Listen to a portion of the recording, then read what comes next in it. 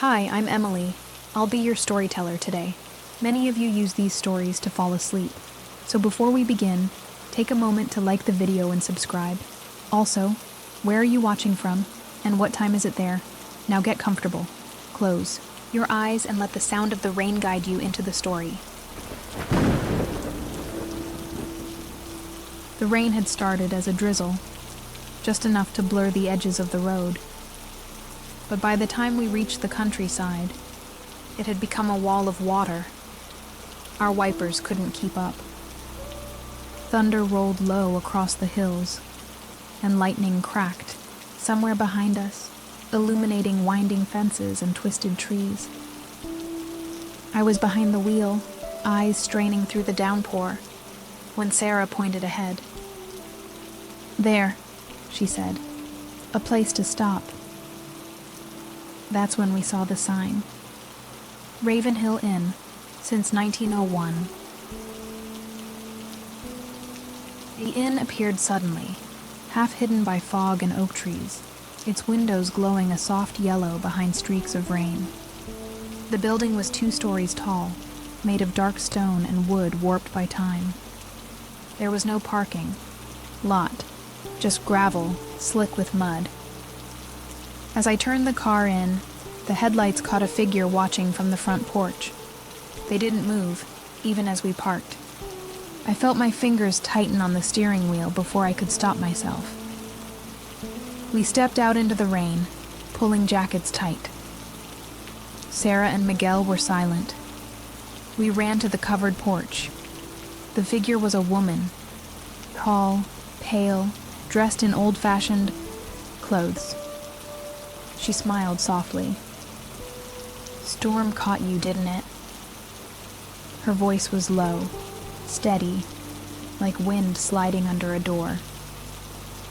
"We're just passing through," Miguel said, clearly uncomfortable. "Most people are," she replied, "but the storm tends to change that." Then she turned and opened the door for us. Inside, the warmth was immediate. A fire crackled in a stone hearth to the right, and the scent of wood smoke and old linen filled the air. The floor creaked beneath our feet as we stepped onto a worn rug. Candles flickered along the hallway. Despite the age of the place, everything was immaculately clean. Too clean, maybe. The woman handed us a rusted key attached to a leather tag. Room 2. "Only one other guest tonight," she said. "You'll barely notice him." We thanked her and climbed the narrow stairs. The wood groaned, the handrail cold to the touch. At the top, the hallway stretched into shadow. Portraits lined the walls, faces I didn't recognize, though some looked oddly familiar. I paused in front of one. The eyes were painted just slightly off-center, as if watching something over my shoulder. A chill ran down my neck. Sarah nudged me gently. "Let's just sleep. It'll all look better in the morning." But something told me the storm wasn't finished yet. Our room was simple. 2 beds, a dresser, a narrow window facing the trees. The walls were covered in faded wallpaper with an ivy pattern that seemed to move when I wasn't looking directly at it. A single lamp glowed dimly in the corner, casting long shadows across the wooden floor. The air smelled faintly of dust and lavender. I set my bag down and sat on the edge of the bed.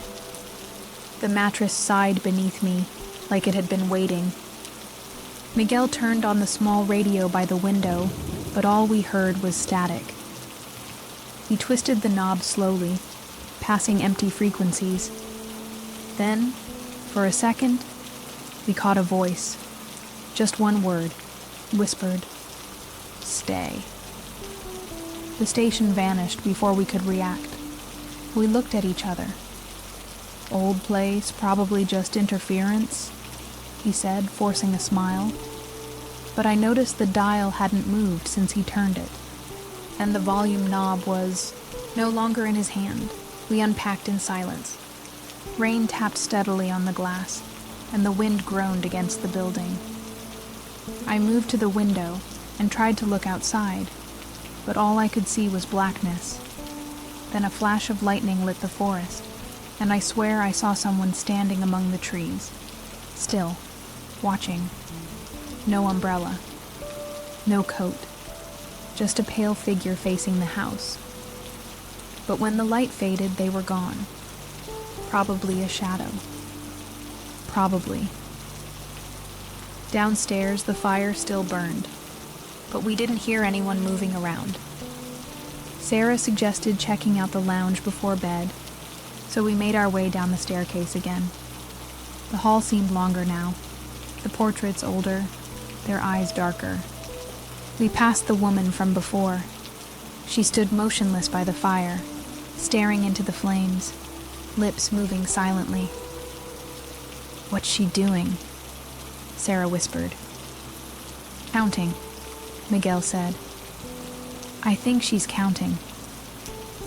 The lounge was empty except for one man sitting in a corner, back to us. He wore a brown coat and a wide-brimmed hat, both dripping with rain. A trail of water led from his chair to the door, yet we hadn't heard anyone come in. He didn't move as we entered. I cleared my throat. Evening. Nothing. His head turned slowly, just enough for us to see his profile. He smiled, and then turned back toward the wall. We sat near the fire, saying little. The man in the corner didn't move again. The flames crackled softly, casting flickers of light that stretched and shrank across the walls. Every few minutes, I glanced at the clock above the hearth. It was old, brass-framed, and stuck at 11:44. I watched it longer than I meant to. The second hand trembled, but never moved. I looked away. When I looked back, it had vanished completely. Sarah leaned over and whispered, "Do you hear that?" I tilted my head. Footsteps. Upstairs. Slow. Deliberate. Pacing across the length of the hall. Then silence. Then a thud. Then footsteps again. Miguel stood up. Maybe someone dropped something. He said it quickly. Too quickly. But none of us moved. We waited. The footsteps stopped for good. The man in the corner stood. His chair creaked as he rose, wet fabric squishing faintly. He didn't look at us as he walked past, just tipped his head ever so slightly. His boots were muddy. I glanced at the floor and realized he hadn't left a single print when he first entered. But now, his steps stained the rug. I watched him walk toward the stairs and disappear without a sound. We went back to our room not long after. The hallway was darker than before. The lamp outside room 3 flickered rapidly, as if trying to say something in a language we couldn't speak. Our door creaked as we entered. The light inside was off. I know I left it on. Miguel tried the switch. Nothing. "Maybe the power's flickering," he said. But the fire downstairs hadn't dimmed. The hallway lamps still glowed. Only our room had gone dark. We lit a candle from Sarah's bag and sat on our beds. The rain grew louder, hammering the windows like impatient fingers. We didn't talk much.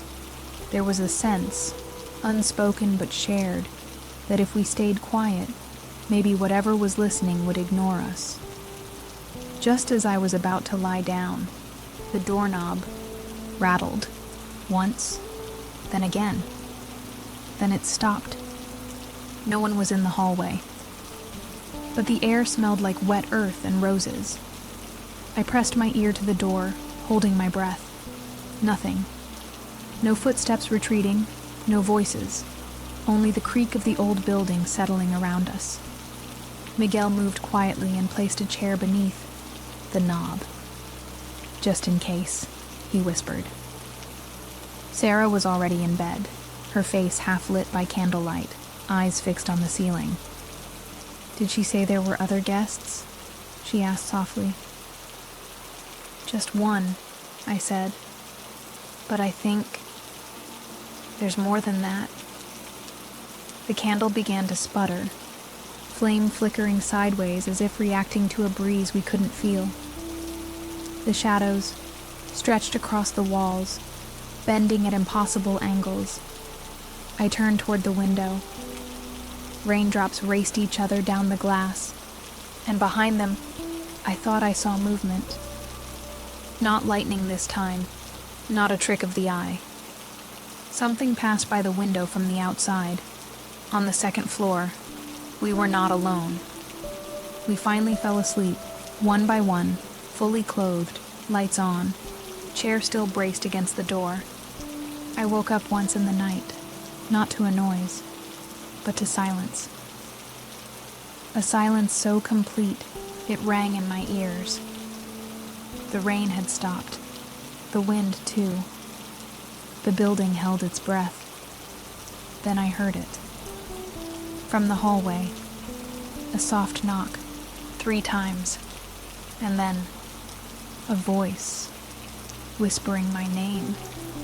I didn't respond, didn't move. The knock didn't come again, just the faint creak of floorboards moving past our door, slowly, deliberately. The chair under the knob remained still. I stayed awake until morning. Light filtered in through the window. The storm had returned, softer now but steady. I checked the hallway. Empty. No one there. But on our door, drawn faintly into the wood grain, were 3 small scratches. We didn't speak of it at breakfast. The woman from the night before served us tea and biscuits, smiling as if everything were perfectly ordinary. Miguel tried to ask about the man in the coat. "There's no one checked into room 3, she said calmly. "Hasn't been for years." She sipped her tea. "I'm sure it was just the storm playing tricks." Outside, the rain poured down harder than ever, and the clock above the hearth still read 11:44.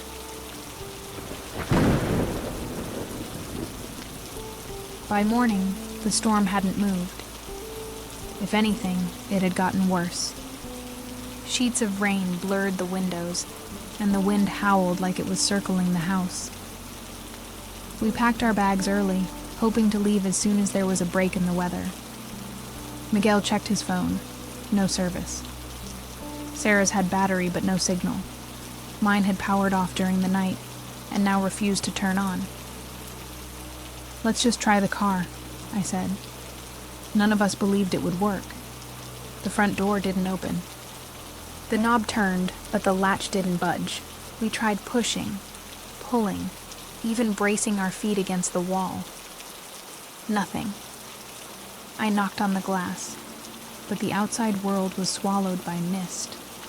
No movement, no roads, no trees, just endless gray. Sarah moved to a side window and tried to slide. It opened. It didn't budge either. Her hands left prints in the condensation, but the glass felt warm, too warm for a rainy morning.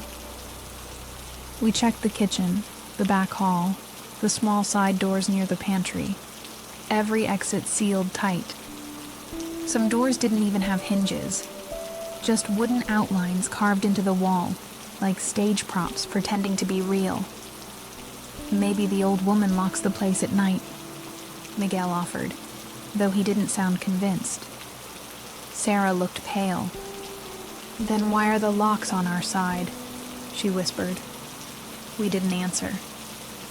The silence was too thick for words. In the lounge, the fire was still burning. Same logs, same shape of flame. Like someone had paused time overnight. The man from the night before was gone. His chair sat empty, but the cushion was soaked through. A trail of muddy footprints led from the hearth to the stairs, still wet, still fresh. We followed them. They ended at room 3. The door was closed. We didn't knock. At breakfast, the woman greeted us with the same gentle smile. "Storm stronger than expected," she said. "Happens here sometimes. Time gets stuck." She served tea and toast, humming softly. Sarah leaned in. "Is there a landline we can use?" The woman shook her head. "We had one once, but the wires don't hold signals anymore."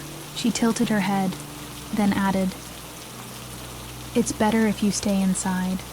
The storm doesn't like when guests try to leave." We returned to our room after breakfast, but the air had shifted. The wallpaper looked darker, the pattern thicker, more tangled. I ran my fingers along it and noticed something beneath the surface. Raised lines, almost like veins. Sarah opened the wardrobe and found her coat soaked, though it had been dry the night before. Miguel sat on the bed, rubbing his temples. "I keep hearing it," he muttered. "Hearing what?" I asked. He didn't answer. I tried the television. Static. Every channel the same. Snow and a faint hum beneath it. Then, suddenly, an image flickered. The hallway outside our door, but empty. I stared. The angle was wrong. It was from above, like a ceiling camera. Then the screen went black again. I pressed the power button. Nothing happened. Sarah pulled the plug from the wall. The TV stayed on for 5 more seconds. Then finally, it died. By noon, we stopped trying to pretend we weren't trapped. Miguel tried opening a window with a screwdriver from his backpack. The metal bent, not the window frame, the screwdriver. It curled like soft plastic. He threw it across the room and stared at his hands. "This place isn't real," he whispered. Sarah hugged herself in the corner. I sat by the door, listening. Every so often, I heard breathing. Not ours. Something deeper.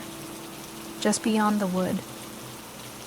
Later, I returned to the lobby to search for something. Tools. A map. A phone I might have missed. The woman was gone. The fireplace was cold now, the ashes undisturbed. On the reception desk sat the guest book, open to a blank page. I flipped back through it, searching for our names. They were there, written in careful cursive. But the date beside them was wrong. It read, October 19th, 1981. I hadn't even been born yet. I flipped further back. The pages aged as I turned, paper yellowing, ink bleeding, names repeated, different handwriting, same guests, over and over. One name stuck out, Thomas R. Delaney. It appeared 6 times spanning decades, always followed by the same note. Departed, with permission. Others had different endings. Departed, denied. Departed, removed. Stayed, and one name had no note at all. Just my own, waiting. I ran my finger over my name on the page, half expecting the ink to smear. It didn't. It was dry, set, permanent. I closed the book and looked up at the portrait above the fireplace. I hadn't noticed it before. A group of guests posed in front of the inn, black and white photograph, dated 1912. One of the faces looked familiar. I stepped closer. It was Miguel, younger, dressed differently, but unmistakably him. I returned to the room with the photograph in hand. Miguel stared at it for a long time, then at me. "That's not me," he said quietly. "Are you sure?" I asked. "No," he replied. Sarah didn't look at the photo. She just stared out the window, hands clenched tightly in her lap. "Do you think we're dead?" she asked, voice thin. I didn't answer. It wasn't the right question. That night, the rain turned violent. Thunder rolled without pause, like a warning that never stopped. The wind howled down the chimney and rattled the window panes. We sat in our room with the lights off, watching candlelight dance across the walls. Then, 3 knocks came from down the hallway. Even, measured. Not at our door this time, but someone else's. Then another knock. Closer. We held our breath. Miguel stood slowly, pressing his ear to the door. I watched his face pale. He turned to us, mouthing, "They're knocking on every door." Room by room, one by one. Then silence. And then hours. We didn't move. The knock was soft, like a child tapping politely. The handle rattled once, then a voice. "May I come in now?" It was polite, feminine, but not the woman from reception. We didn't answer. We didn't sleep. When morning came, the door was still closed. Nothing had been forced, no signs of entry, but something had changed. Sarah's bag had been unzipped. Her clothes were neatly folded on the floor. A single rose, deep red and still wet, had been placed on her pillow. She didn't speak. She just stared at it, unmoving. Miguel whispered, "Someone was in here." "No," I said slowly, though I didn't believe it. Something was. We searched the room again. Walls, closet, under the beds. No footprints, no drips, no signs of how anyone could have entered. The chair was still under the doorknob, but the window, once fogged and rain-streaked, was now clean. Through it I saw the driveway, our car, and someone sitting in the driver's seat. Still, facing the inn, watching. I ran downstairs and to the front door. Still locked, still sealed.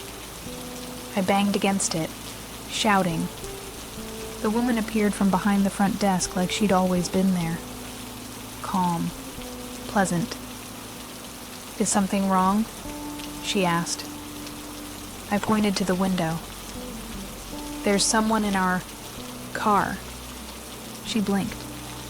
"That's not your car." "What are you talking about? I parked it there last night." "No," she said. "You did that some time ago." I backed away slowly.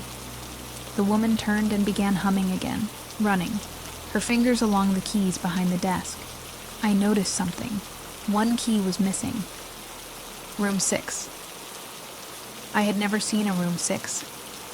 When I asked about it, she looked at me and said, "There is no room 6. But she didn't sound sure. That night, we blocked the door with the dresser. We took turns staying awake. But around midnight, I heard the sound again. Knocking. Not at our door this time. From inside the closet. Just 3 times. And after it stopped, the power flickered. And on the wall, written in condensation, were the words, "Let me finish what I started."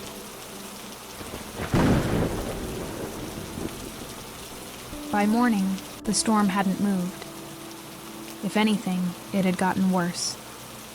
Sheets of rain blurred the windows, and the wind howled like it was circling the house. We packed our bags early, hoping to leave as soon as there was a break in the weather. Miguel checked his phone. No service. Sarah's had battery but no signal. Mine had powered off during the night and now refused to turn on. "Let's just try the car," I said. None of us believed it would work. The front door didn't open. The knob turned, but the latch didn't budge. We tried pushing, pulling, even bracing our feet against the wall. Nothing. I knocked on the glass, but the outside world was swallowed by mist. No movement, no roads, no trees, just endless gray. Sarah moved to a side window and tried to slide. It opened. It didn't budge either. Her hands left prints in the condensation, but the glass felt warm, too warm for a rainy morning. We checked the kitchen, the back hall, the small side doors near the pantry. Every exit sealed tight. Some doors didn't even have hinges, just wooden outlines carved into the wall, like stage props pretending to be real. "Maybe the old woman locks the place at night," Miguel offered, though he didn't sound convinced. Sarah looked pale. "Then why are the locks on our side?" she whispered. We didn't answer. The silence was too thick for words. In the lounge, the fire was still burning. Same logs, same shape of flame. Like someone had paused time overnight. The man from the night before was gone. His chair sat empty, but the cushion was soaked through. A trail of muddy footprints led from the hearth to the stairs, still wet, still fresh. We followed them. They ended at room 3. The door was closed. We didn't knock. At breakfast, the woman greeted us with the same gentle smile. "Storm's stronger than expected," she said. "Happens here sometimes. Time gets stuck." She served tea and toast, humming softly. Sarah leaned in. "Is there a landline we can use?" The woman shook her head. "We had one once, but the wires don't hold signals anymore." She tilted her head, then added, "It's better if you stay inside. The storm doesn't like when guests try to leave." We returned to our room after breakfast, but the air had shifted. The wallpaper looked darker, the pattern thicker, more tangled. I ran my fingers along it and noticed something beneath the surface. Raised lines, almost like veins. Sarah opened the wardrobe and found her coat soaked, though it had been dry the night before. Miguel sat on the bed, rubbing his temples. "I keep hearing it," he muttered. "Hearing what?" I asked. He didn't answer. I tried the television. Static. Every channel the same. Snow and a faint hum beneath it. Then, suddenly, an image flickered. The hallway outside our door, but empty. I stared. The angle was wrong. It was from above, like a ceiling camera. Then the screen went black again. I pressed the power button. Nothing happened. Sarah pulled the plug from the wall. The TV stayed on for 5 more seconds. Then finally, it died. By noon, we stopped trying to pretend we weren't trapped. Miguel tried opening a window with a screwdriver from his backpack. The metal bent, not the window frame, the screwdriver. It curled like soft plastic. He threw it across the room and stared at his hands. "This place isn't real," he whispered. Sarah hugged herself in the corner. I sat by the door, listening. Every so often, I heard breathing. Not ours. Something deeper. Just beyond the wood. Later, I returned to the lobby to search for something. Tools. A map. A phone I might have missed. The woman was gone. The fireplace was cold now. the ashes undisturbed. On the reception desk sat the guest book, open to a blank page. I flipped back through it, searching for our names. They were there, written in careful cursive, but the date beside them was wrong. It read, October 19th, 1981. I hadn't even been born yet. I flipped further back. The pages aged as I turned, paper yellowing, ink bleeding, names repeated, different handwriting, same guests, over and over. One name stuck out, Thomas R. Delaney. It appeared 6 times spanning decades, always followed by the same note. Departed, with permission. Others had different endings. Departed, denied. Departed, removed. Stayed, and one name had no note at all. Just my own, waiting.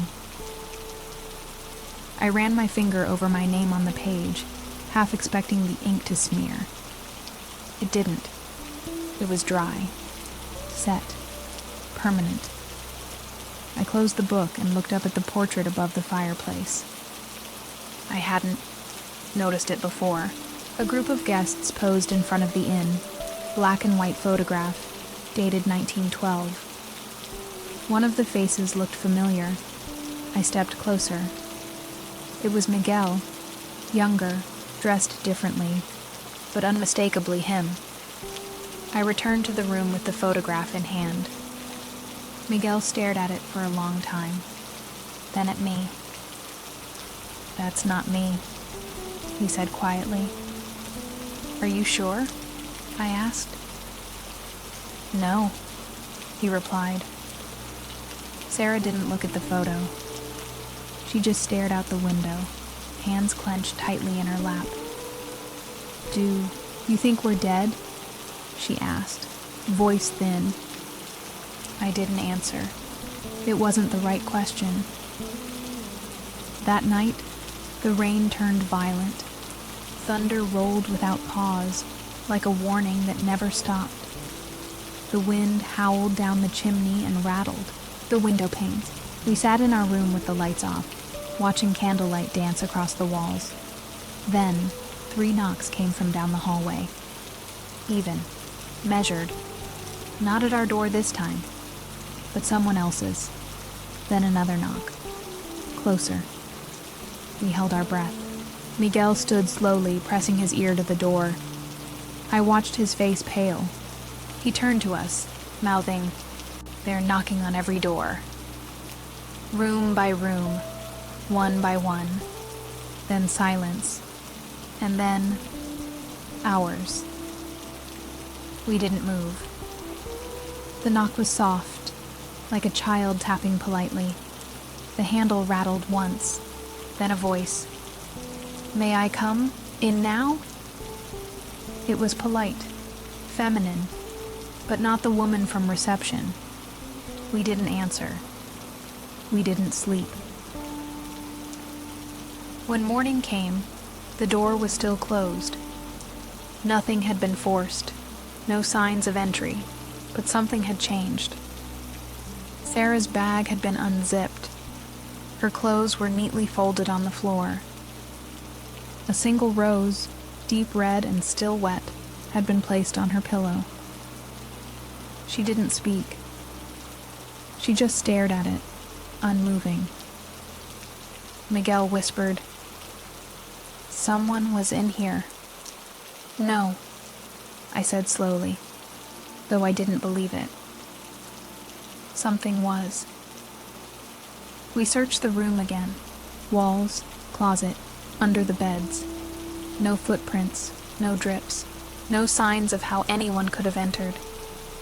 The chair was still under the doorknob, but the window, once fogged and rain-streaked, was now clean. Through it I saw the driveway, our car, and someone sitting in the driver's seat. Still, facing the inn, watching. I ran downstairs and to the front door. Still locked, still sealed. I banged against it, shouting. The woman appeared from behind the front desk like she'd always been there. Calm. Pleasant. "Is something wrong?" she asked. I pointed to the window. "There's someone in our car." She blinked. "That's not your car." "What are you talking about? I parked it there last night." "No," she said. "You did that some time ago." I backed away slowly. The woman turned and began humming again, running, her fingers along the keys behind the desk. I noticed something. One key was missing.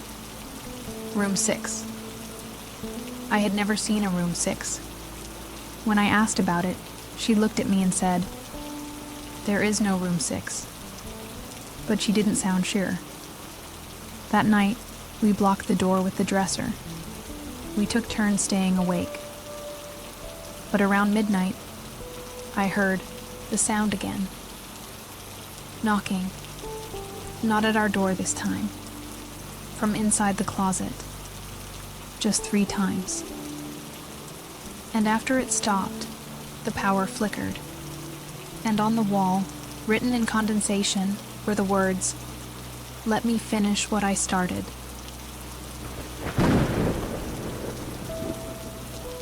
We didn't speak much over breakfast.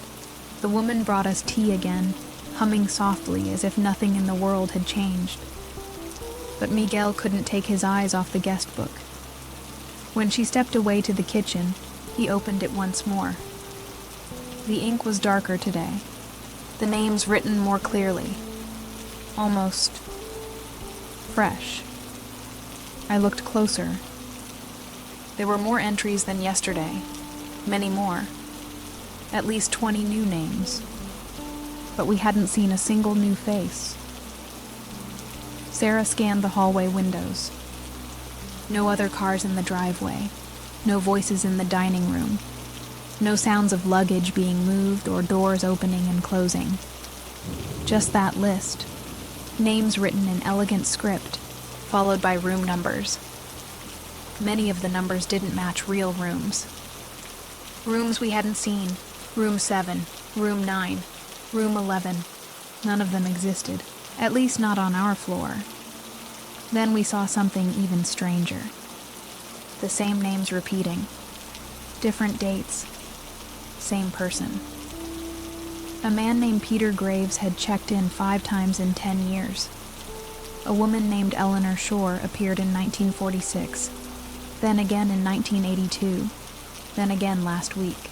And beneath each repeated entry, a single phrase in red ink, "Returned by weather." Miguel whispered, "They never left." I traced my finger down the page, almost afraid of what I'd find. At the bottom of the most recent list, today's date, our names had been written again. Slightly different handwriting, same room number, same time. Sarah stepped back. Someone's copying the book. "No," I said, feeling my stomach drop. "They're updating it." The page turned on its own, like something was waiting for us to keep reading. The next section was older, paper yellowed, fragile, but we noticed something subtle. Notes in the margins, barely legible. Some entries had dates but no names. Others had messages. One read, "Don't speak to the man in the hat. He doesn't remember who he is." Another, "Room 6 is a lie." And another, "Still, they can hear when you say you want to leave." The final one simply read, "One of you is already gone." Miguel closed the book carefully, his hands shaking slightly. "This place isn't just trapping us," he murmured. "It's keeping track." Sarah didn't respond. She stood frozen, by the window staring at something beyond the glass. "There's someone in room 5, she whispered. I saw the curtain move. I joined her, squinting through the rain. The light was on. The curtain dropped slowly, as if someone had just let go. But room 5 had been empty yesterday. We went to investigate. The hallway seemed longer than before, stretching impossibly far. As we walked, the wallpaper shifted subtly, colors darkening, the ivy pattern turning thorned. At room 5, the door was closed. Miguel knocked softly. No answer. He tried the knob. It turned. Inside, cold, dark, dust thick on every surface, except the bed. The sheets were freshly folded, and the mirror on the wall. It reflected a fourth person standing behind us. We turned sharply. No one was there. The mirror was now blank. Sarah stepped back, nearly tripping over a suitcase sitting in the corner. It looked new, modern, our brand, our color. A tag still clung to the handle. L. Ramirez, Miguel's full name. He stared at it in silence. I never packed this, he whispered. But when he unzipped it, everything inside matched the clothes he was wearing, right down to the stain on his shirt from breakfast. Back in our room, we found the mirror had changed again. It was no longer a reflection of the room. It showed the lobby. The woman standing behind the desk. Only this time, she was looking directly at us through the glass. She raised her hand and pointed, not at the camera, not at the book, at us, and mouthed the word, return. I covered the mirror again, heart racing. Return where? I whispered aloud. Sarah sat on the floor, arms wrapped around her knees. Maybe we've been here before, she said. Maybe we never actually left. Miguel looked pale. I think I know why room 4 is empty, he said slowly. Why? Because it's not for guests. It's for copies. He didn't explain, but none of us asked him to. We tried again to open the front door, together this time, using a fire poker as leverage. It didn't budge. The metal creaked like something was alive inside the hinges, resisting us on purpose. Sarah kicked the frame and screamed in frustration. From upstairs we heard a single knock, then another, then a third. Steady, rhythmic. Miguel looked at me. Room 6, he whispered. The one she said doesn't exist. We climbed the staircase, each step heavier than the last. At the end of the corridor, there was a stretch of wall that had always been blank. Tonight, a door stood there, wood gray and slick with moisture, no number carved into it, but a keyhole large enough to see through. I bent forward. Nothing. Just blackness. Then, a sudden eye blinked from the other side, and everything inside me froze. Sarah pulled me back. We're not opening that, she said. Miguel reached for the handle anyway. If it's watching us, it already knows we're here. The knob turned before his hand touched it. Slowly, deliberately.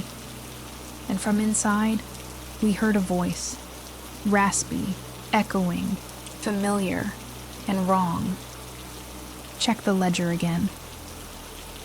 Then the door vanished. Gone. Just wall. We ran downstairs.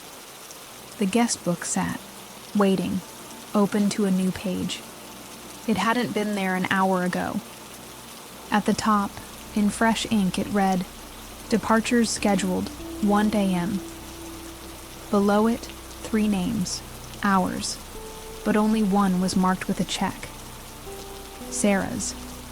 She stepped back, trembling. What does that mean? Miguel swallowed. It means one of us gets to leave. And the others? I asked. But I already knew. At the bottom of the page, a fourth name was written. Illegible, blurred. But beneath it, 2 words had been added in bright red, already inside. The clock in the lobby struck once, then twice. We looked up to see it counting toward 1 a.m., second hand sweeping for the first time since we'd arrived. Sarah backed away from the book. "I don't want to be chosen," she whispered. "I don't want to leave like this."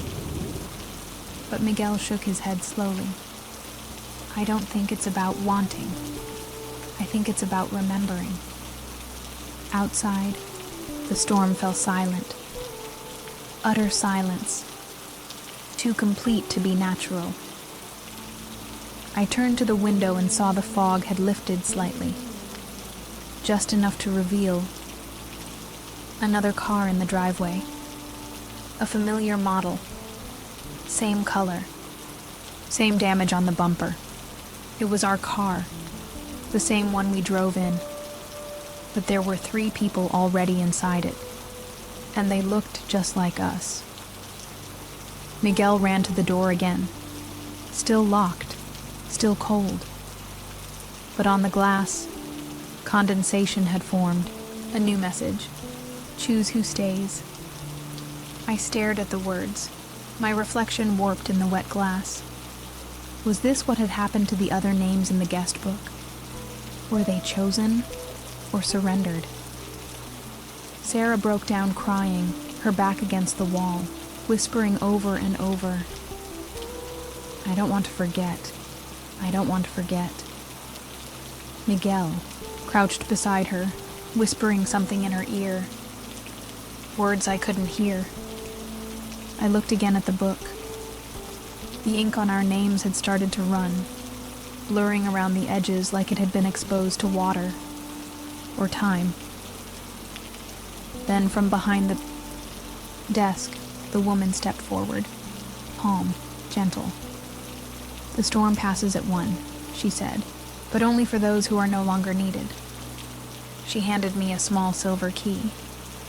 "Room 0. Some guests stay by choice," she added, turning to walk away. "And some were never guests at all." The clock struck once more. 1 a.m. I didn't sleep. None of us did. We stayed together, sitting on the floor, watching the door like it might dissolve into something else. But as the hours passed, the air grew heavier, charged with something we couldn't name. Around 3 a.m., Sarah rose and moved slowly to the window.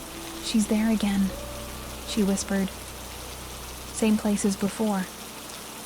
We rushed to her side and saw the shape. A woman stood in the upper window of room 8, barely lit by the glow of the hallway lamp.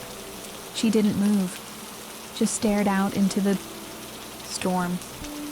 Her hands rested gently on the glass, and her head tilted slightly, like she was listening. "That room's supposed to be empty," I said. Miguel nodded. "We would have seen someone check in." But the woman had been there more than once. We decided to go.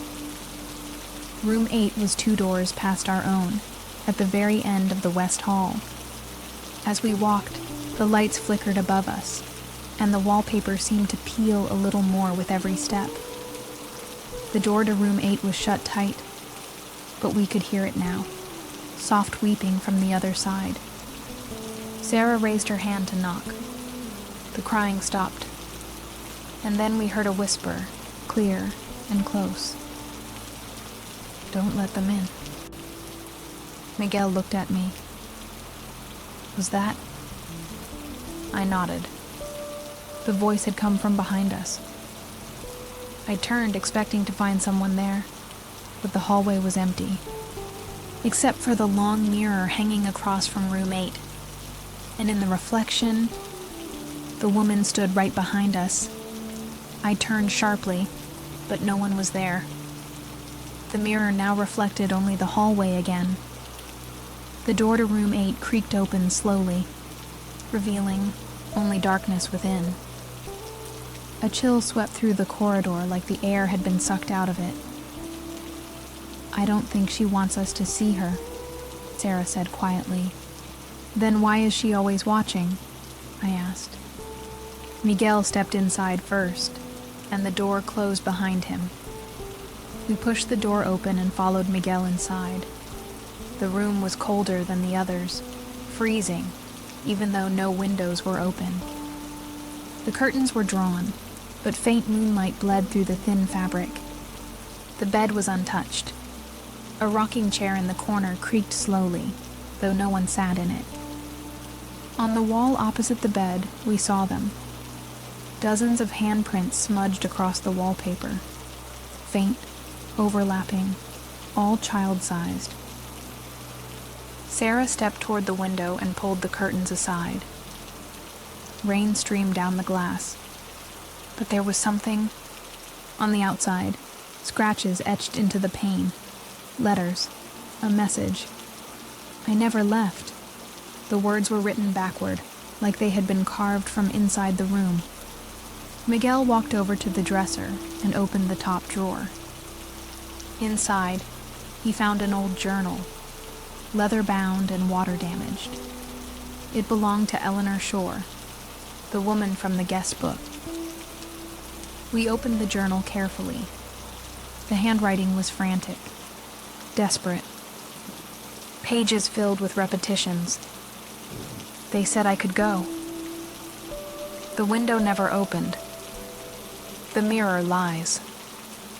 One entry stood out, dated 50 years earlier, but written as if it happened yesterday. "They watch you through your own eyes. If you see her, it's already too late." The final page had only one word: trade. Suddenly the rocking chair stopped. The air changed, denser, heavier. From behind the door to the bathroom we heard movement. A soft shuffle. A faint sob. The doorknob turned slowly, creaking with age. Miguel stepped back. "We should go," he said, voice tight. But Sarah didn't move.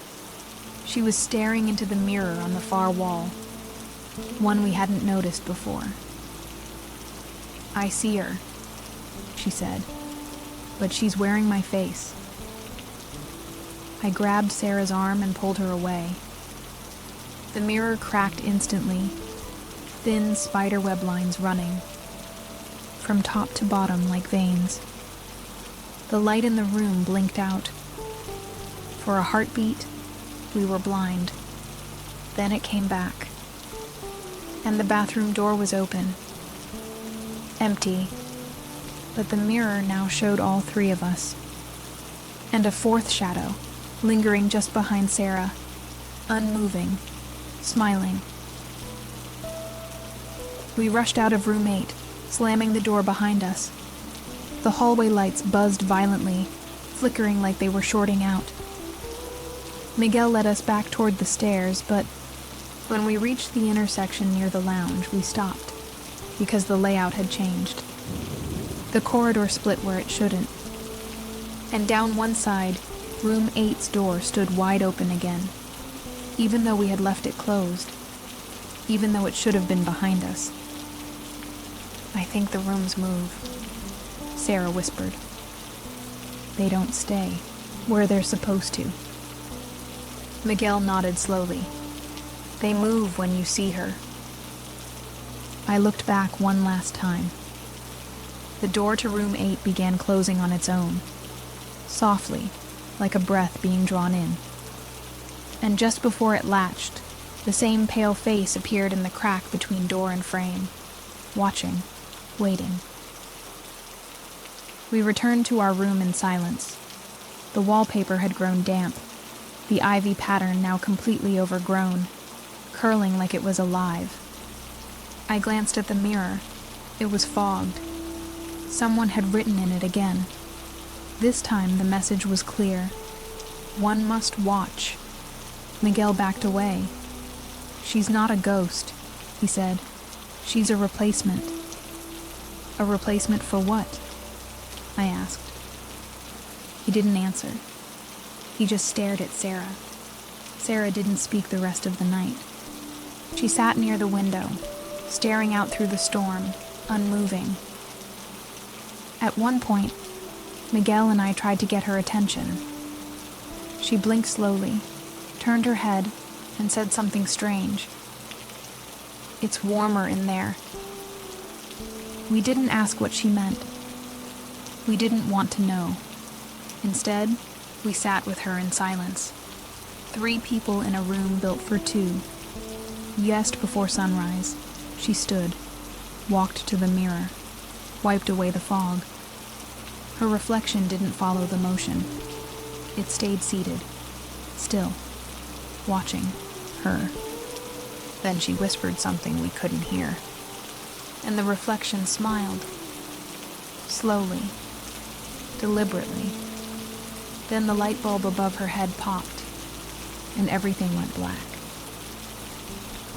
When the light returned, Sarah was back at the window, as if she'd never moved. But something about her posture was different. More upright, more still.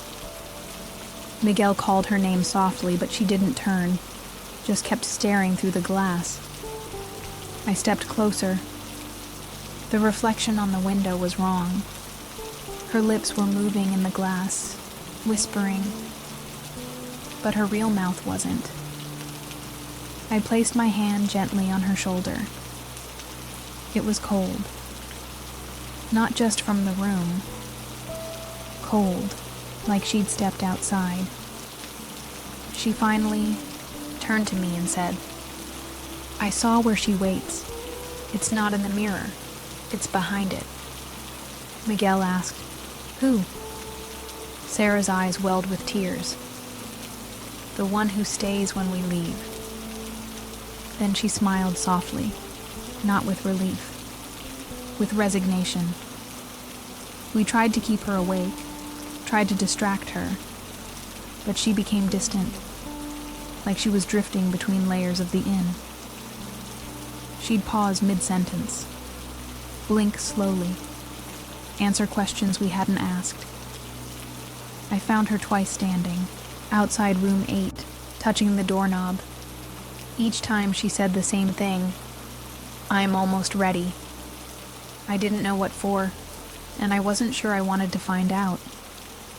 That evening, the rain intensified again, pounding the windows so hard it sounded like fists. We huddled together in the room, but Sarah had grown quiet again. Then, just before midnight, we realized the mirror was missing. Not shattered, not broken, gone. In its place was only a faint outline on the wall, and 3 sets of wet footprints leading from the center of the room to the window. We turned to Sarah. She wasn't there. The chair was empty. The curtains were drawn. And in the window pane, the faintest image of her face reflected back, pressing gently against the glass from the outside, eyes wide, mouth silent. A new message formed slowly in the condensation. She watches now. We waited until morning, hoping Sarah would return. But the chair remained empty.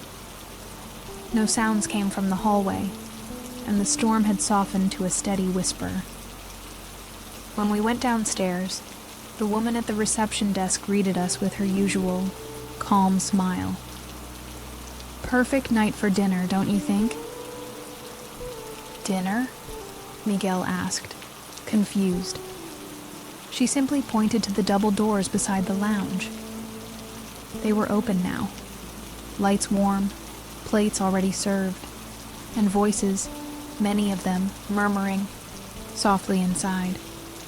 The dining room was far too large for the number of guests we'd seen. A long table stretched the length of the room, with 12 seats already taken. Each person ate in silence, staring down at their plates, forks rising and falling in unison. No one looked up as we entered. No one spoke. It felt like we were interrupting something. The woman stood behind us and whispered, "It's important to eat. The house has prepared this." Then she vanished through the doorway again. Miguel sat first, and I followed, unsure. Our plates were full, fresh food, hot and fragrant, though we hadn't seen or heard a kitchen. The smell was overpowering, oddly familiar. I took a small bite and froze. It tasted exactly like the last dinner I had with my parents, before the crash. Miguel stared at his plate. This is my grandmother's stew," he said softly. He had never told me that before. I glanced around the table. Each face was calm, but distant. Some smiled faintly at their food. Others wept quietly, tears falling unnoticed. Then I noticed something strange. 2 of the guests looked exactly the same. Same face, same clothes, sitting across from one another, yet not acknowledging each other. One was trembling. The other, smiling, eyes closed. A whisper moved through the room like wind. "It's time to give thanks." Everyone stopped eating at once, hands folded neatly on the table, and in perfect sync, they began to speak. Not in English, but in a guttural, wet language I couldn't place. Their words came in slow rhythm, punctuated by long silences and clicks in their throats. Miguel grabbed my hand under the table. "We can't leave now," he whispered. "If we move, they'll know." I didn't ask who they were, because part of me already knew. When the chanting stopped, the guests resumed eating as if nothing had happened. The room filled with the soft clinking of silverware again. But something was off. Some were chewing with mouths that didn't seem to open. One man was raising a spoon to lips that were sewn shut. Another guest stared at us, unblinking, as he slowly fed the empty space beside him. There was no one in the chair, but the food still disappeared. Miguel leaned close. "These aren't people. They look like us," I whispered. "No, they look like who we remember." He was right. The woman beside me looked exactly like my elementary school teacher, but younger, colder, as if frozen mid-smile. At the far end of the table sat a child, no older than 10, staring directly at Sarah's empty seat. In front of her sat a glass of milk and a mirror. I couldn't breathe. I wanted to stand, to scream, to run, but the room wouldn't let me. The longer I sat there, the heavier my limbs became, like the chair was absorbing my weight, stitching me into the moment. Miguel gritted his teeth. "They're holding us here with memory." I reached for the glass of water in front of me, hoping to break the spell. But when I touched it, it showed me a reflection. Not mine. Sarah's. She looked tired in the reflection, her face pale and slightly translucent. She mouthed something. I couldn't hear. Then she lifted her hand and pointed at the guest next to her, a man I hadn't seen before. He was wearing Miguel's jacket. I blinked. The jacket was still on Miguel, but so was the face. 2 Miguels now. One smiling, one afraid. The lights dimmed suddenly, flickering like a dying bulb. And then, as if on cue, every guest at the table turned their head in perfect unison toward us. Their eyes were dark, not angry, not curious, just empty. The woman's voice echoed from the hallway behind us. "One always stays. One always returns. One always forgets." And with that, the guests began to rise. We stood, chairs scraping loudly against the wooden floor, but no one else moved. The guests remained frozen, mid-motion, some still holding forks or napkins, heads tilted at impossible angles. Their eyes followed us, but their bodies didn't respond. It was like they were waiting for a signal we hadn't yet triggered. Miguel grabbed my arm and pulled me toward the exit. "Don't run," he said through clenched teeth. "They'll follow if we run." As we backed out of the room, the lights dimmed further. Shadows swelled along the corners, and the table itself seemed to stretch, gaining length as we moved. More guests appeared in the seats, silent, watching. Some had no faces. Others had faces we recognized. My mother, Sarah, and at the far end of the table, myself, sitting calmly, smiling. We reached the door and turned back for a final glance. All the guests were standing now, surrounding the table, hands at their sides. One by one they began to hum. A low, vibrating tone that echoed through the walls. The chandelier above the table flickered violently. Then the guests spoke, together. "Do you remember your last meal?" And just like that, the door slammed shut between us. We fled down the hall, not caring about the noise anymore. Behind us, we heard footsteps. Many of them. Not fast, but constant, relentless. I looked over my shoulder and saw the silhouettes of the dinner guests walking in a line. Heads tilted, hands twitching, mouths moving silently. The same chant echoed in my mind even though the air was still. One stays, one returns, one forgets. We ducked into the stairwell and slammed the door shut. The humming stopped instantly. No one tried to follow.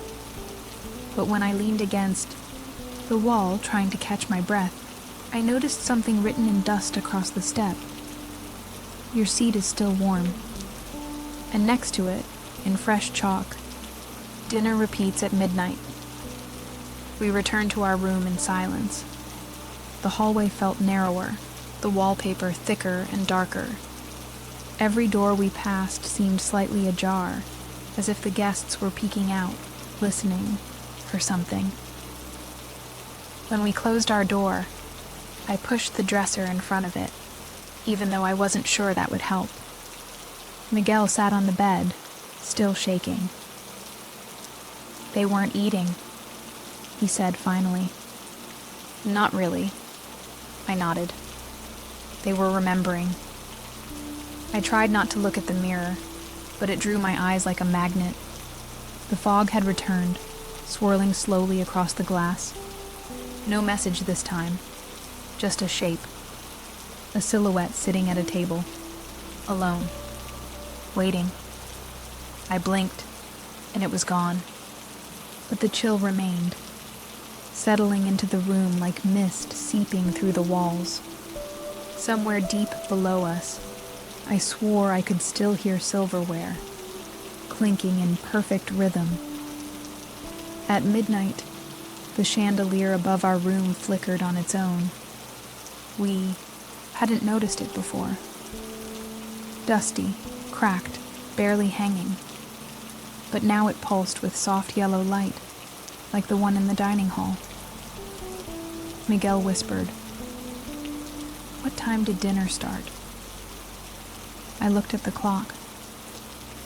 12:01. From the hallway came the faint sound of chairs sliding on wood. We didn't open the door. We didn't speak. We just listened. The same voices began to chant again, muffled and slow. The words were clearer now, easier to understand. They weren't speaking to each other. They were calling for us.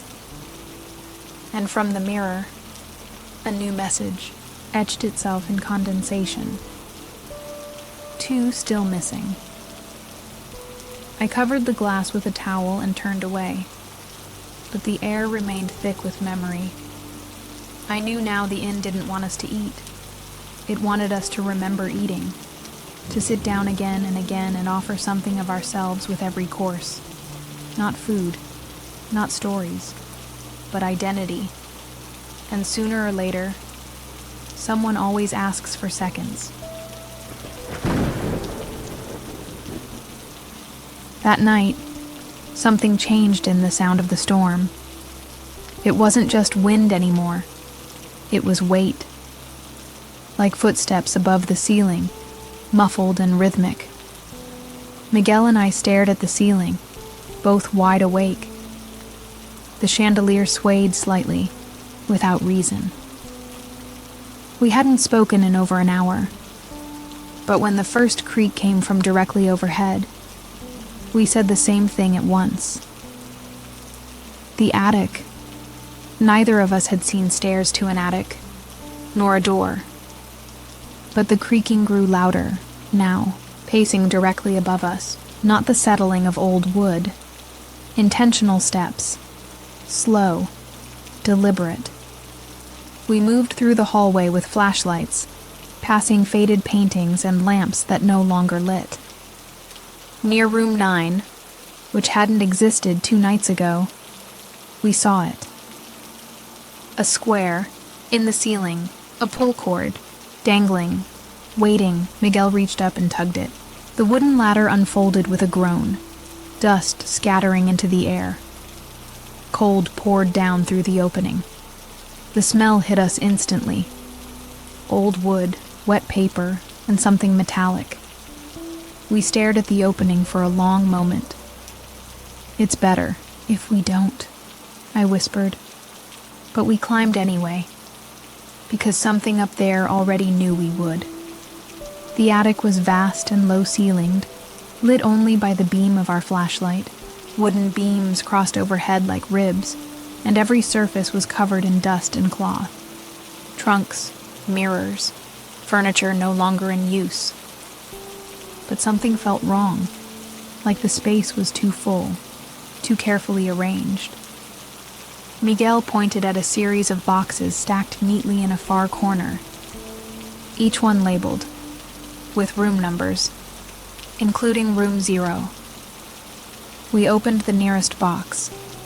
Inside were personal belongings, clothes, notebooks, jewelry, things that didn't belong to us, or to anyone we remembered. A faded photograph slipped from a journal. It showed a group of guests standing in front of the inn, smiling stiffly, eyes too dark. In the front row, Sarah. Not like yesterday. Like years ago. Younger, pale, expression unreadable. Miguel picked up the photo with shaking hands. "This is impossible," he whispered. "She looks the same, but this is old. Really old." I took the picture and turned it over. On the back, in elegant handwriting, were the words, "Arrival, October 4th, 1963, still watching." The dust around us shifted slightly, as if disturbed by breath. I looked over my shoulder. Nothing. But the boxes were no longer closed. Someone, or something, had been here first. We opened another crate. Inside, dozens of cassette tapes, each marked with initials and dates. I picked one at random. The label read, "TRD, Final Statement." I turned it over in my hand. Miguel found an old recorder on a nearby table, already loaded with batteries. When he pressed play, static filled the air, then a voice. Tired. Afraid. I thought I could leave. I thought forgetting was enough. But the house remembers. Then silence. We kept searching. Toward the back wall, we found a small table with a guest book identical to the one downstairs, except this one had notes scribbled in the margins. Dozens of red X's over names, some pages torn out. One entire sheet had been blacked over with ink, and carved into it with a knife was a single sentence: "The attic keeps what the inn cannot." We didn't speak after that. The silence didn't feel empty. It felt occupied. From behind the stacks, something shifted, a dragging sound. Not footsteps, more like something pulled along the floor. We raised our flashlights. Dust swirled in the air. Then we saw it. A mirror, 7 feet tall, leaning against the back wall, covered in a dark cloth. The corners of the cloth fluttered slightly, though there was no breeze. I stepped closer and saw the handprint pressed against the glass. From the inside. We didn't touch it. We couldn't. But the reflection had already changed. I could see the attic behind me. Miguel, the crates. But not myself. Where I should have been, there was someone else. Taller, smiling, wearing my clothes, watching me, and raising a hand in greeting. The mirror fogged slightly, and words appeared across it. "I'm closer than you think." We backed away from the mirror slowly, careful not to turn our backs on it. Every instinct screamed to leave, but the attic had changed behind us. The path to the ladder was longer now, cluttered with furniture that hadn't been there before. Chairs facing mirrors, desks with open drawers full of guest keys, each tagged with room numbers we'd never seen. One was marked simply, "For the one who forgets." The key was cold, humming faintly in my palm. We heard footsteps again, above us, though we were in the highest part of the house. Then came whispering. Dozens of overlapping voices, none louder than the others, all saying the same thing in different tones. "Stay, stay, stay." Miguel gripped my shoulder. "We have to go." He was right. But I couldn't move. Because one of the voices was mine. Miguel pulled me back toward the ladder. The attic groaned beneath our weight as we hurried through the narrowing path. I turned for one final look, and the cloth had fallen from the mirror. The reflection showed not the attic, but the dining room, set for two, and in the head chair sat Sarah, smiling, waiting. We descended in silence. Back in the hallway, the air felt thicker, almost sticky. Dust clung to our clothes, though we had moved quickly. The woman at the front desk stood motionless as we passed. "I trust you didn't take anything from storage," she said without turning. Miguel didn't answer, neither did I. The key in my pocket burned colder. Back in our room, we shut the door and moved the dresser in front of it. The mirror was still gone, the frame blackened slightly around the edges. Miguel sat on the floor and spoke softly, like to himself. "The attic shows what the house hides." I sat beside him, then looked down at my hand. The skin along my palm had begun to peel, like a memory being unwrapped, layer by layer. I tried washing the peeling away, but the skin remained loose, tender. Beneath it was something darker, not blood, ink, like names written beneath the surface. I showed Miguel, and he paled. "It's not just keeping us here," he said. "It's rewriting us." Outside the door, the lights dimmed again. A soft creaking began in the ceiling above us. The attic was no longer above. It had followed us down. We stayed awake until dawn. No footsteps, no knocking, but Every so often, we heard movement from the walls, like the house was shifting its weight, breathing in, waiting. At one point, the mirror frame across the room let out a loud crack, and for a split second, we saw something reflected in the glass again. Not us, just the attic stairs, and a figure descending slowly, without feet. Miguel started sorting through the guest book again.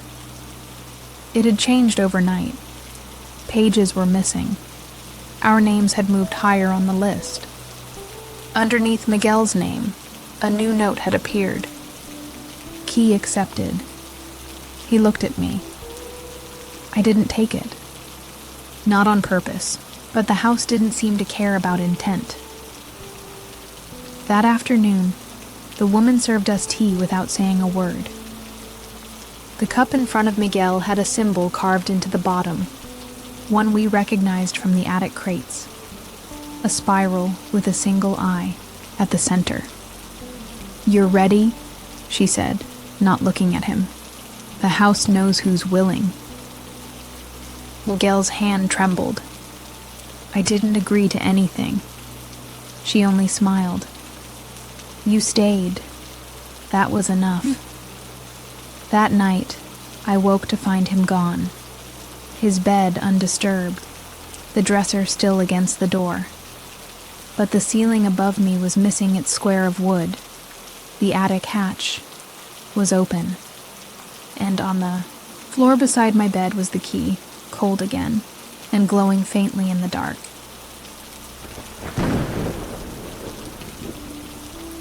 I didn't move at first. I just stared at the key, lying quietly beside my bed like it had always belonged there. The air was cold and still. I sat up slowly, trying to listen. To the hallway, to the storm, to anything. Nothing. Just that deep, unnatural silence the house seemed to summon at will. Miguel was gone, but the blanket on his bed was folded back, as if someone had recently climbed out. I reached across the gap and touched the pillow. It was still warm. Damp, too, like someone had been sweating or crying. I pulled the blanket aside and found something underneath. A strand of hair, long, curled at the tip. Not Miguel's, not Sarah's either. I looked again. There was more than one, all tangled together, like someone had been lying there for days. I stood and crossed to the mirror frame, which had been empty since the attic, but now the glass was back, cracked slightly in the top right corner. I stared into it, and at first, it showed only the room. My bed, Miguel's bed, both empty. Then, slowly, I saw the reflection shift. Someone lying on my bed, facing away, turned. The bed was empty, but in the mirror, the figure remained, breathing, shoulders rising and falling. I stepped toward it and raised my hand, touched the bed itself. No one. But my reflection touched something solid. The mirror showed my hand resting gently on a back. The figure rolled over. It had my face. I stumbled back, heart pounding, nearly knocking over the lamp. The reflection returned to normal instantly. Just me, alone, wide-eyed and shaking. The mirror whispered something as it flickered. Not words, but breath. A presence behind the glass. Then the whisper formed a sentence. "You were never sleeping alone." I turned away, but the sound followed. From inside the pillowcase, something shifted. I pulled the pillowcase back with trembling fingers. Inside, folded tight like it had been waiting, was a piece of paper, yellowed, damp at the edges. I unfolded it carefully. The ink had bled in some places, but the words were still legible. I tried staying awake. It didn't matter. It always lies next to you eventually. Below that, a name. Thomas R. Delaney. One of the names from the attic. The man with the final statement tape. I opened the door to the hallway, hoping to find answers. It stretched longer than usual, the wallpaper bubbling like something pressed beneath it. As I passed room 4, the air thickened, cold, heavy. The door was cracked open, just slightly. I tried not to look, but the mirror inside pulled at my attention like gravity. In its reflection, someone stood in the doorway. Not behind me, in front of me. But I wasn't there. I shut the door and kept walking. Back in the lobby, the woman stood silently behind the desk, hands folded. "Did you sleep well?" she asked without expression. "I wasn't alone," I said. She nodded, slowly. "No one ever is." I glanced at the guest book. 2 pages had been torn out. My name was still written there, but the ink had changed color. Now it was red. I asked her where Miguel was. "Who?" she asked. I repeated his name. "There's no one by that name. Checked in." I opened the book myself, flipping quickly through the last week of entries. No Miguel, no Sarah. Only my name, again and again. Each entry older than the last. The lobby grew darker, though the lamps stayed lit. Outside, the storm was still there, but now the rain fell upward, streaking the windows in reverse. I backed away, suddenly breathless. From behind me, I heard my bed creak. Not upstairs, not in the room. Here. The woman looked past me and said gently, "You forgot to make the bed." I turned around slowly. A single bed now sat in the center of the lobby, identical to mine. Sheets wrinkled, pillow slightly indented. As I stepped closer, I noticed the comforter shifting ever so slightly, like something had just moved beneath it. I reached out, and the woman spoke again, quieter this time. "It's best not to disturb them." I froze. "There's always someone resting," she added, "even if they look like you." I backed away from the bed, but the floor stretched beneath me, every step doubling the distance to the door. I ran, still couldn't reach it. The walls began to pulse, heartbeat-like, and the mirror by the staircase shimmered again. A new message had appeared across the glass. "Your room has been reassigned." My breath caught in my throat, because I knew what that meant. I wasn't just in the inn anymore. I was part of it. When I finally made it back to my room, the number on the door had changed. It no longer said 2 or 4, just a painted circle. 0. Room 0. I didn't remember unlocking it, but the door swung open easily. Inside, the walls were bare.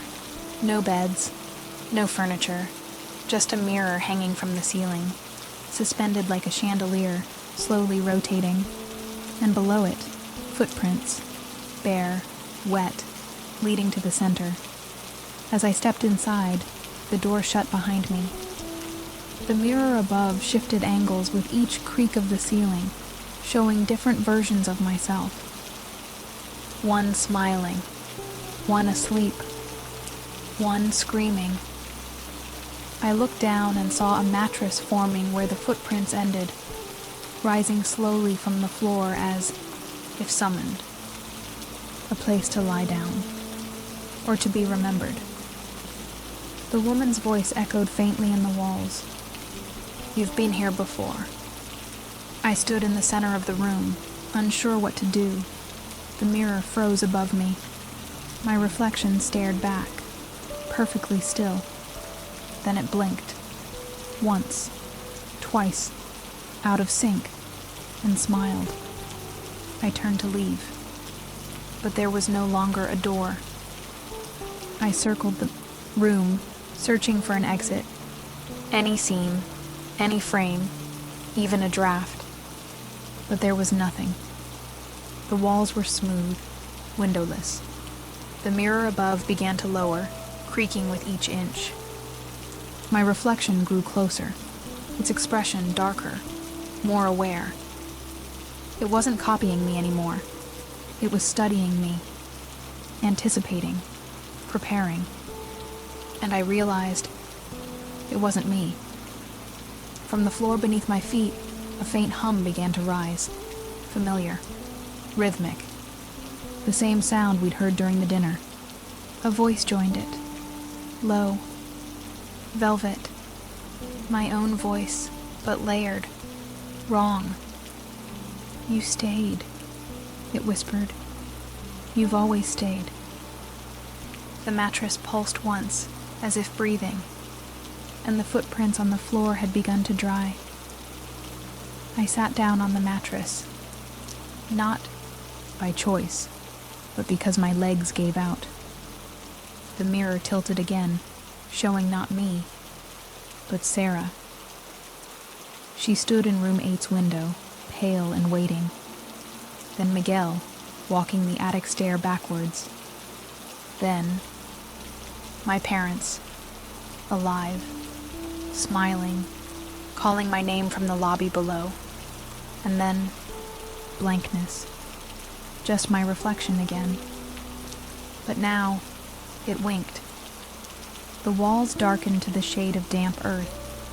The mirror rose slowly, vanishing into shadow.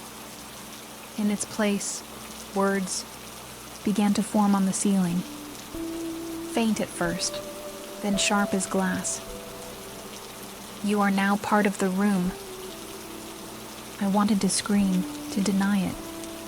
But the bed beneath me grew warm, familiar. It smelled like my childhood blanket, like memory. And I understood what the house had been building all along, a place where people are not trapped.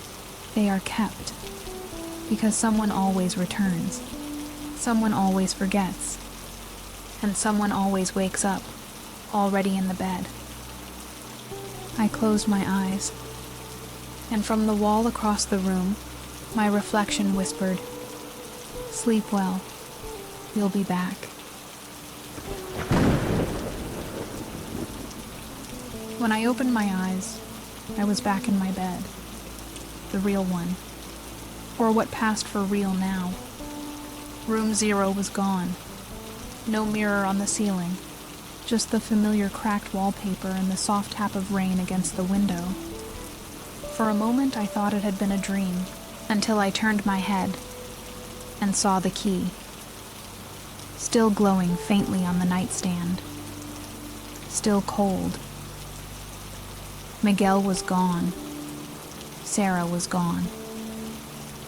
The dresser had been moved back to its original place, and everything was too clean, like the room had been reset. I stood slowly, every joint stiff. The floor creaked louder than usual. I opened the door to the hallway and found the lights dimmed, the carpet damp.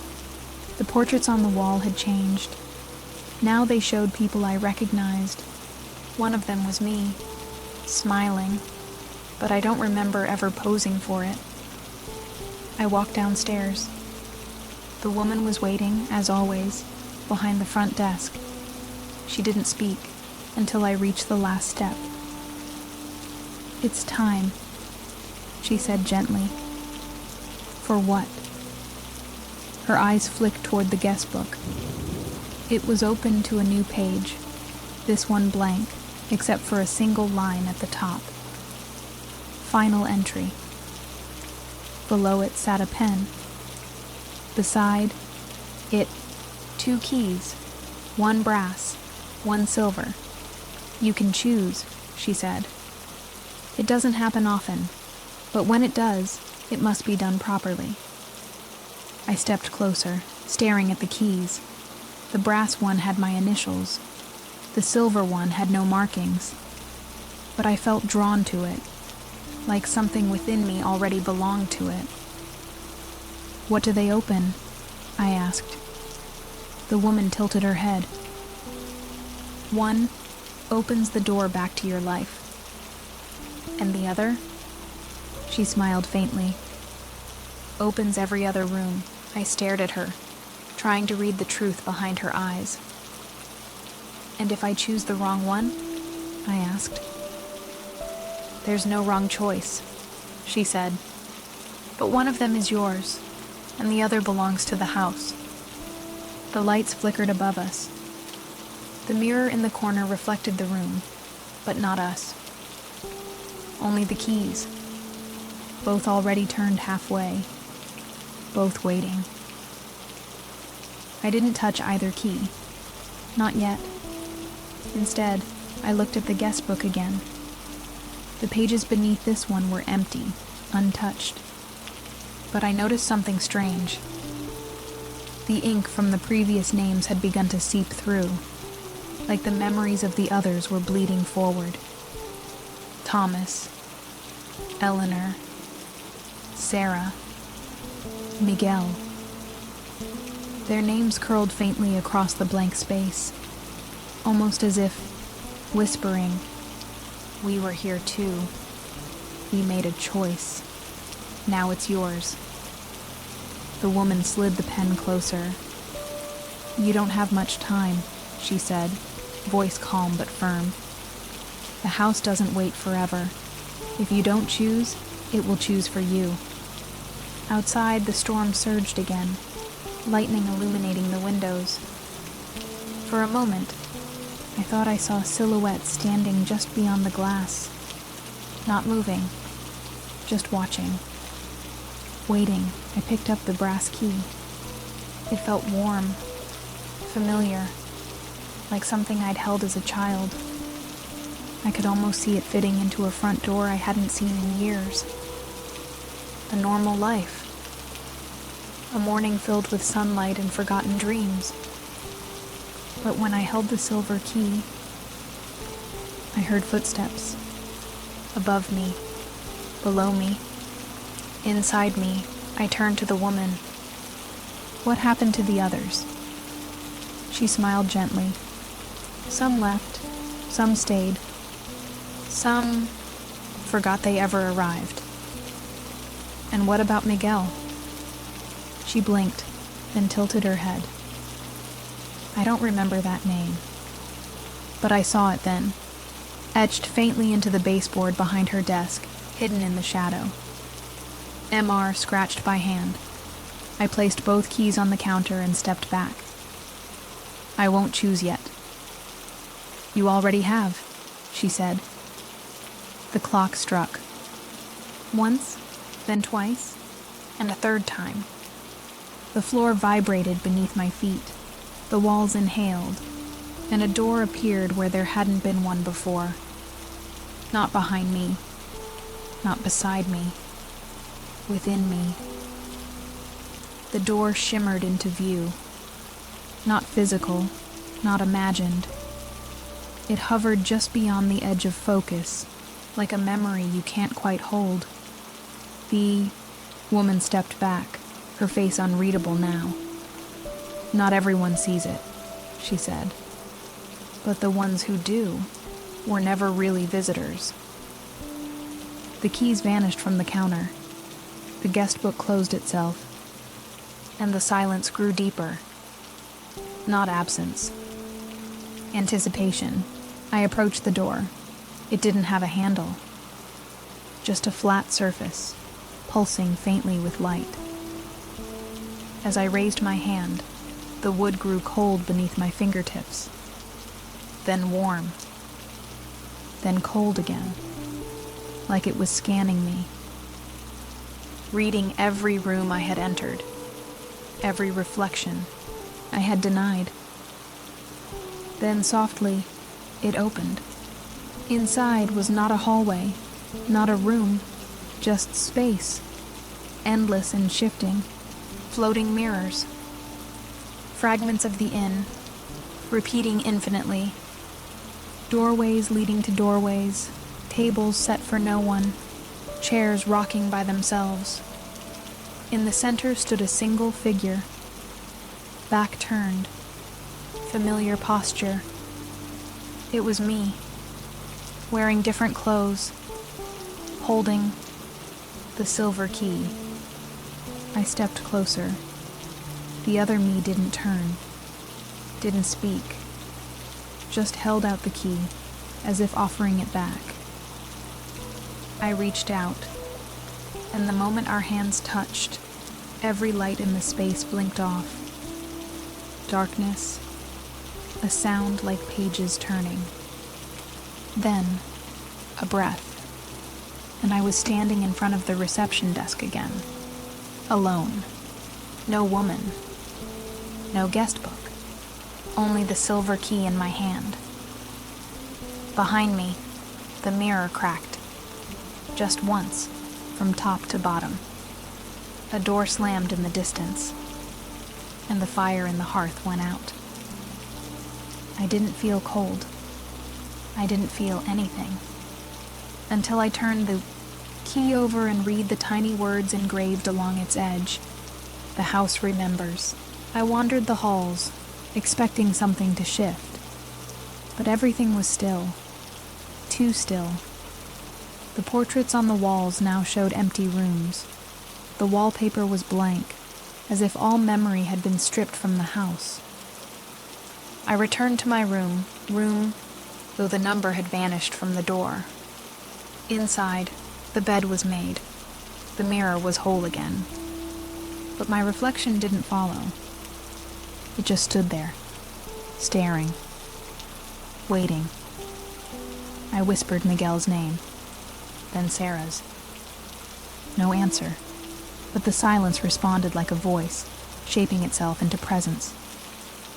My reflection moved finally, raising a hand and pointing at the bed. I sat down. I was tired, beyond tired, and the room began to pulse, as if syncing with my breath, with my thoughts, with the house itself. The silver key grew warm in my hand.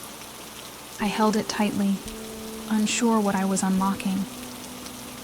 Then the walls of the room began to fade, not collapse, but drift away like mist. The inn unfolded around me, its pieces lifting, floating, reorganizing. I could see every room at once, every mirror, every bed, and every soul still trapped inside. The woman's voice returned, but not from the lobby. It came from the walls. Now you understand. I tried to speak, but no words came. My breath caught in my throat. I knew now. The choice was never about leaving. It was about becoming. Not a guest. Not a prisoner. But a part of the house. The one who listens. The one who watches. As I lay back on the bed, the mirror above me darkened. I saw others passing through hallways, lost, whispering, forgetting. I saw someone sit in my old seat at dinner. I saw someone knock at my old door. I saw someone cry in my voice. And then the mirror showed my face, still. And the words appeared, one final time. One stayed, one returned, one forgot. The storm ended just before dawn. No thunder, no final crack of lightning, just silence, as if the house had exhaled its last breath. I opened my eyes to find my room exactly as I remembered it. except the mirror was gone, and the silver key was no longer in my hand. I sat up slowly. The sheets were tucked perfectly around me like someone had made the bed, with me still in it. The window was clear for the first time in days. I could see the trees beyond the drive, wet but still. The fog had lifted. The inn looked normal now, quiet, untouched, unthreatening. For a moment, I questioned everything. Had it all been a dream? A collapse of exhausted memory? But then I looked at the dresser. A single item sat on top. The guest book, open to a blank page, except for my name. I walked the halls again. No voices, no portraits. The wallpaper had peeled away completely, exposing smooth white walls beneath. Room 4 was sealed shut with heavy chains. Room 8 no longer existed. There was no attic door. Only room 0 remained, and its door was wide open. Inside, nothing. Just a mirror on the floor, cracked, reflecting nothing at all. I descended the stairs and found the lobby empty. No fire, no scent of lavender or ash. The front door stood open. Beyond it, the world waited. Bright, soft light. Morning. My car was parked exactly where I'd left it. Dry, untouched. I stepped forward, almost afraid the door would slam shut. But it didn't. I walked into the sunlight. No alarms, no whispers, no wait. I started the car. The engine hummed like nothing had happened. My phone buzzed back to life. Messages, missed calls. The outside world still remembered me. I sat there for a long time, staring into the rearview mirror. Behind me, the inn looked smaller than I remembered, as if it had shrunk to match the memory it allowed me to keep. And in that mirror, for just a moment, someone else sat in the back seat, smiling. I turned quickly, heart racing. The back seat was empty, but I knew what I saw. The smile wasn't cruel. It was calm, familiar, like someone who'd accepted something long ago. I pulled away from the inn, the gravel crunching under my tires. The rain had washed everything clean. The sun warmed the road ahead. But I kept checking the mirror, because part of me knew I hadn't left alone. The drive back into town felt shorter than it should have. I passed familiar roads, familiar signs, but none of it felt real. Everything was too still, too clean. When I stopped at a gas station, the attendant looked up and smiled like he'd seen me before. "Back already?" he asked. I blinked. "I've never been here." He just nodded. "Sure." At home, things were exactly as I left them. Almost. A framed photo had shifted on the wall. My journal had a new entry in my handwriting I didn't remember writing. "The storm is patient. The house is kind. But it always wants someone to stay." I stared at the page for a long time, the pen still resting beside it. My phone vibrated again. A text from an unknown number. "How was your stay?" No reply. No number. Just silence. That night, I dreamed of mirrors. Hallways that folded in on themselves. Guests who smiled too long. A dinner table with only one chair. And at the head of it, myself. Not present me, but a reflection. Watching. Smiling. Waiting.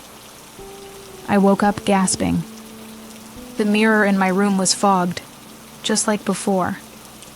Written in the glass, You remember more when it rains. The next day, clouds rolled in. Thunder murmured on the horizon. I stood by the window, watching the storm creep closer. And for the first time, I felt the pull. Not fear, not dread, but something deeper. Something like home. And as the first raindrop touched the glass, I whispered aloud. One stayed, one returned, one forgot. And I wondered, which one am I? The rain didn't come all at once. It started slow, soft taps against the glass, like knuckles rapping. Politely at the edge of memory, I sat by the window waiting. For what? I didn't know. The phone rang once. I let it ring. Then again. On the third ring, I answered. No voice. Just the sound of a fire crackling and the slow hum of 12 chairs being pulled back from a long table. I knew I should hang up, but my hand wouldn't move. On the other end, a voice finally spoke, my own voice. Dinner is ready. Click. Silence. The mirror across the room fogged again. I didn't move toward it. I didn't need to. The words formed anyway, as if responding to a thought I hadn't yet had. Guests may return at any time. And beneath that, your room is still made. I walked through the house, touching objects I hadn't noticed in years. A photograph I didn't remember taking. A key I didn't recall keeping. I opened my closet and found something I didn't own. A coat. Brown. Damp at the sleeves. A name stitched into the lining. E. Shore. I closed the closet slowly, heart pounding. And I understood. The inn had never left. It had only followed. The lights flickered once. A long, steady hum vibrated through the floor. Then stopped. I turned to the window.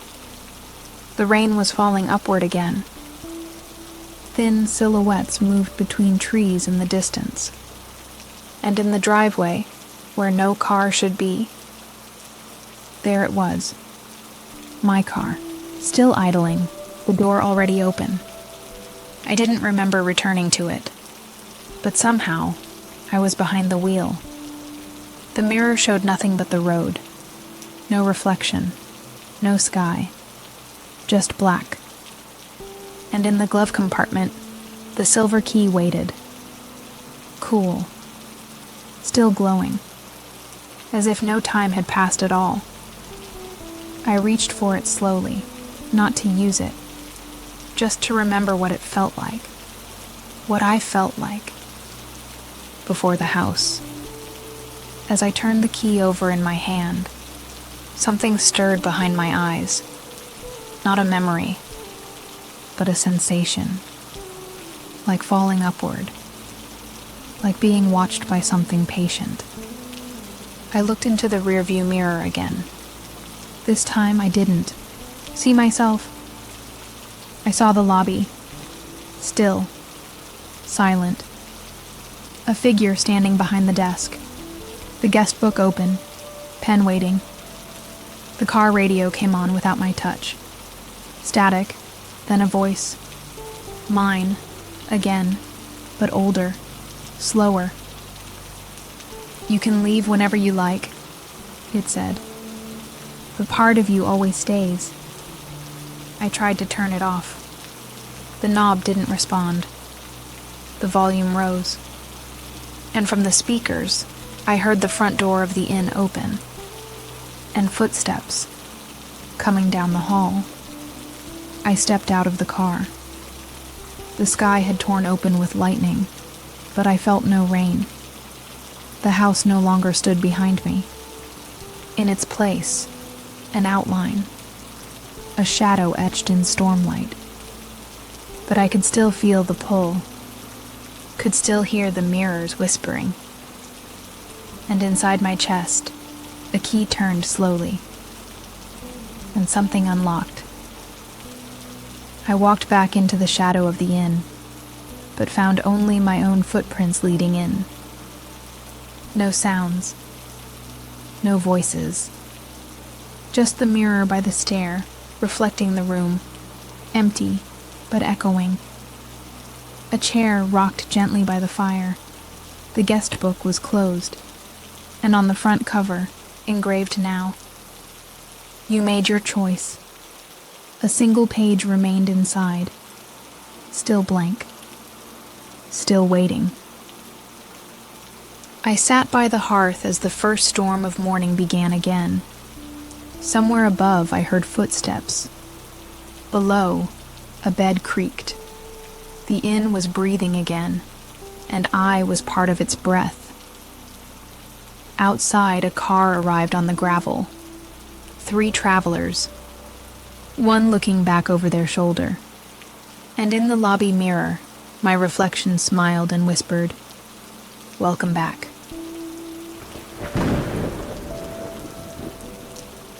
Beneath the storm, where silence hides, a house still breathes with shifting sides. Its doors don't creak, its halls don't cry. They simply watch as time drifts by. Each mirror holds what we forget. Each key unlocks a quiet debt. No screams, no chains, no shouted names. Just memory that replays the same. A meal half eaten, a name half known, a bed once shared, now slept in alone. Footsteps echo without a sound, in rooms where none are ever found. The house remembers. What you fear, it keeps your smile, your breath, your tear. And when you leave, you never do. It keeps the part that once was you. So if you pass while skies are gray and see the lights, just look away. For storms may end and roads grow warm, but the inn remains inside the storm.